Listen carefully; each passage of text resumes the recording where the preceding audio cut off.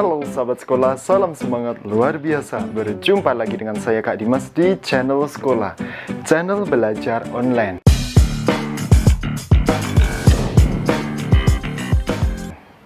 Jadi bagi kalian-kalian yang saat ini sedang mencari materi pelajaran sedang daring, pembelajaran jarak jauh, mencari tips trik, soal-soal, motivasi dan inspirasi, kalian wajib subscribe channel ini. Dan jangan lupa kalian juga harus tekan tombol lonceng agar kalian selalu mendapatkan notifikasi terbaru dari setiap video-video yang diupload oleh channel sekolah. Oke sahabat sekolah, hari ini Kak Dimas akan sharing di kelas edukasi, yaitu materi pelajaran kelas 5 SD, tema 5, subtema 3, pembelajaran 1. Sahabat sekolah, di subtema 3 ini kita akan mempelajari yaitu tentang keseimbangan ekosistem.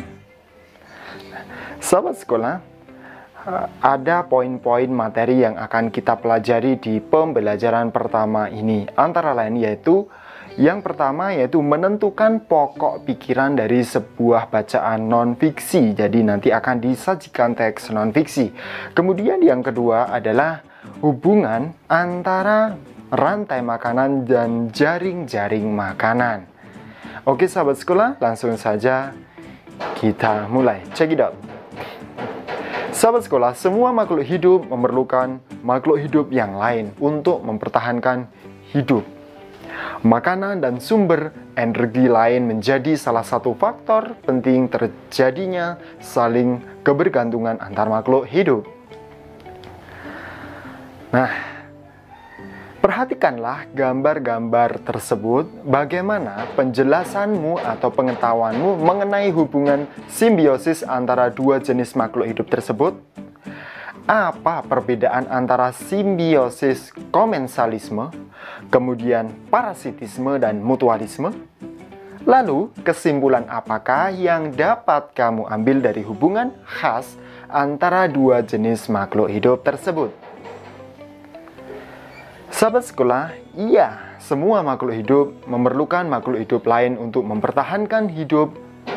Makanan dan sumber energi yang lain menjadi salah satu faktor penting terjadinya saling kebergantungan antar makhluk hidup. Bentuk ketergantungan antar makhluk hidup diperlihatkan dalam sebuah rantai makanan dan jaring-jaring makanan. Lalu bagaimana peran rantai makanan dan jaring-jaring makanan bagi kelangsungan hidup makhluk hidup di dalam ekosistem? Mari kita lanjutkan. Sahabat sekolah, berikut ini ada sebuah bacaan teks non-fiksi yang berjudul tentang rantai makanan dan jaring-jaring makanan.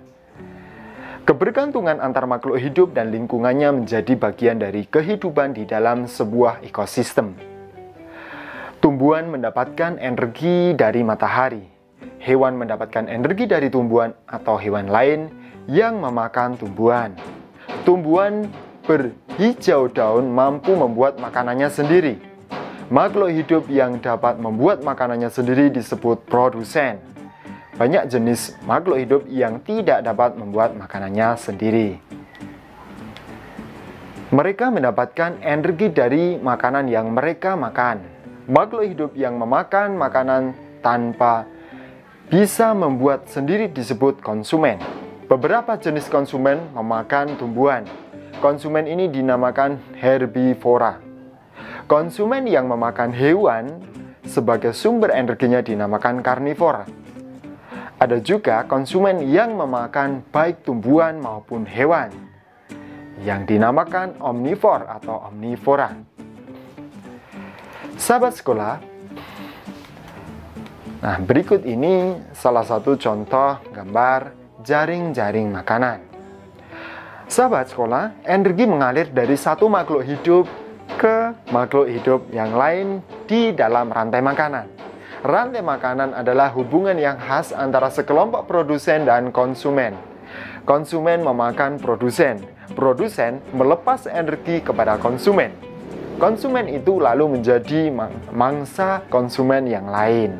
Mangsa adalah semua hewan yang diburu untuk dimakan oleh hewan lain. Dengan demikian, mangsa akan melepas energinya kepada pemangsa. Pemangsa atau predator adalah konsumen yang berburu makanan. Jadi, energi dialirkan dari produsen kepada konsumen di dalam rantai makanan. Nah, sahabat sekolah, di dalam sebuah ekosistem terdapat hubungan antara beberapa rantai makanan yang terjadi. Satu jenis hewan dapat terlibat dalam beberapa rantai makanan. Demikian juga dengan produsen. Kumpulan dari beberapa rantai makanan di dalam sebuah ekosistem disebut dengan jaring-jaring makanan.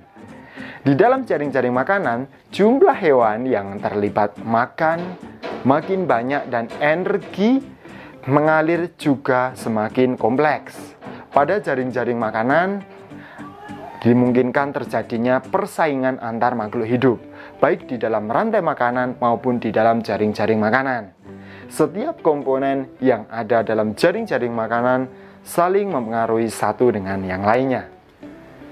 Nah, sahabat sekolah, tiba saatnya kini kalian mengerjakan tugas. Nah, tugasmu kali ini adalah menjawab pertanyaan berikut ini. Apakah yang dimaksud dengan jaring-jaring makanan? Kamu jawab dan kamu jelaskan di kolom komentar. Kak Dimas tunggu jawabannya ya. Nah, sahabat sekolah, cukup sekian video pembelajaran hari ini dan bersambung ke pembelajaran berikutnya. Tentunya masih di channel sekolah. Semoga video pembelajaran ini bermanfaat bagi kamu dalam belajarmu dan juga dalam rangka meraih prestasi dan mimpi besarmu. Cukup sekian, salam semangat luar biasa. Terima kasih.